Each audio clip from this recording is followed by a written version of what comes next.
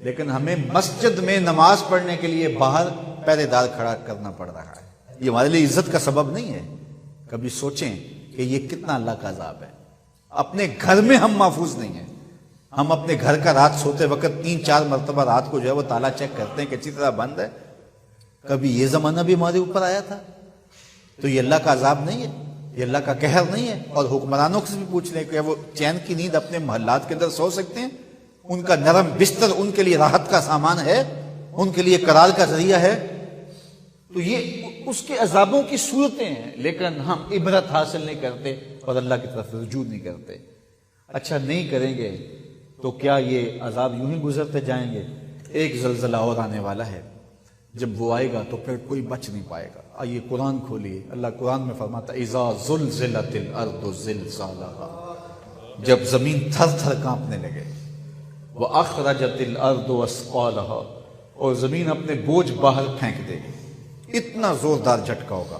واخرجت الارض اثقالها، سکل جتنے بھی ہوں گے، خزینے ہیں، دفینے ہیں، دفن کیے گئے مردے ہیں، پہاڑ ہیں، درخت ہیں، سارے اکھڑ کے باہر آ جائیں گے، اتنے زوردار جھٹکا ہوگا۔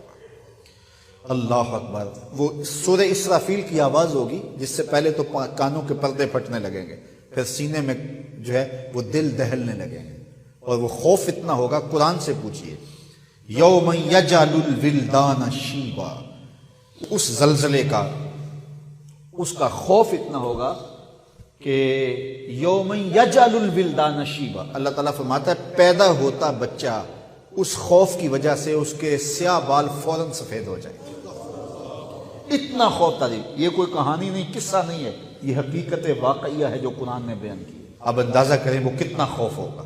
یوم یفر المرء من اخیہ وامہ وابیہ، باپ بیٹے کو چھوڑ کے، بیٹا باپ کو چھوڑ کے، ماں بیٹی کو چھوڑ کے، بیٹی ماں کو چھوڑ کے، شوہر بیوی کو چھوڑ کے، بیوی شوہر کو چھوڑ کے بھاگ جائیں گے، کوئی کسی کا پرسان حال نہیں ہوگا۔ گابن اونٹنی اپنے بچے فوراً جن دیں گی، ان کے حمل ضائع ہو جائیں گے، اتنا خوف ہوگا قیامت کا۔ اذا زلزلت الارض زلزالها واخرجت الارض اثقالها، یہ پہاڑ اتنے زور سے ٹکرائیں گے آپس میں، ایسا زلزلہ ہوگا تو یہ پہاڑ آپس میں ٹکرا جائیں گے، تو ٹکرا کے چورا چورا ہو جائیں گے۔ یہ حقیقت واقعہ ہے جو ہونے والا ہے، قرآن نے اس کی حکایت کی ہے۔ واخرجت الارض اثقالها وقال الانسان ما لها، انسان کی آنکھیں پھٹی کی پھٹی رہ جائیں گی اور کہے گا ہائے اسے کیا ہو گیا۔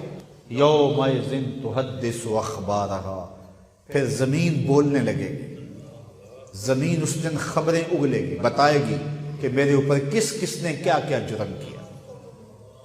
کتنا سخت دن ہوگا جب زمین بھی بول کے گواہی۔ زمین کیسے بولے گی؟ زمین تو بولتی نہیں ہے، بولتی تو زبانیں ہیں۔ اللہ فرماتا ہے بِأَنَّ رَبَّكَ أَوْحَىٰ لَهَا، تیرا رب زمین کو وحی کرے گا کہ زمین بول، زمین بولنے پہ مجبور ہوگی، پھر بتائے گی کون کون میرے پہ دادے عیش دیتا رہا، کس نے کس کی عزت کہاں پامال کی۔ زمین بول کے کہے گا اے داور حشر میرا نام اعمال نہ پوچھ، اس میں کئی پردہ نشینوں کے بھی نام آتے ہیں۔ پھر زمین جو ہے وہ اگلے گی، راز اگلے گی۔ اللہ اکبر۔ یومئذ یصدر الناس اشتاتا لیروا اعمالهم، پھر لوگ مختلف گروہوں میں بٹ جائیں گے۔ مختلف گروہ کیسے ہیں؟ ایک تو قول یہ ہے کہ کافر الگ اور مسلمان الگ، لیکن دوسرا قول یہ ہے مختلف عملوں کے حامل لوگ الگ الگ ہوں گے۔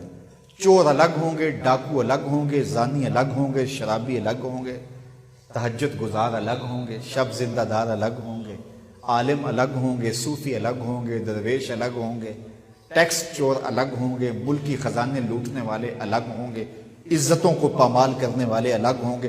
مختلف گروپوں میں لوگ ہوں گے، اور ان کو ایسی ایسی کوئی نشانی دی جائے گی کہ دور سے پتہ چلے گا کہ یہ فلاں جرم کا مرتکب ہے۔ بلکہ میں نے کہیں پڑھا تھا کہ جو بدکار ہوں گے ان کی پیشانیوں پر شرمگاہیں چھاپ دی جائیں گے، دور سے پہچانے جائیں گے کہ یہ بدکار ہیں، یہ برے ہیں۔ وہ کتنا سخت دن ہوگا۔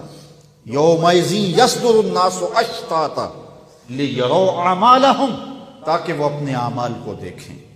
وہ کتنا سخت، وہ جھٹکانے والا ہے۔ وہ جو ہے وہ ایسا نہیں ہے کہ بس ایک حکایت ہے اور بیان کر دی، نہیں، امر واقعہ ہے جو ہونے والا ہے۔ قرآن نے سچی خبریں دی ہیں۔ انہ لقول فصل وما هو بالہزل، فرمایا یہ قول فیصل ہے، یہ طے شدہ بات ہے، یہ کوئی ہنسی مذاق نہیں ہے کہ یوں ہی کر دیا جائے۔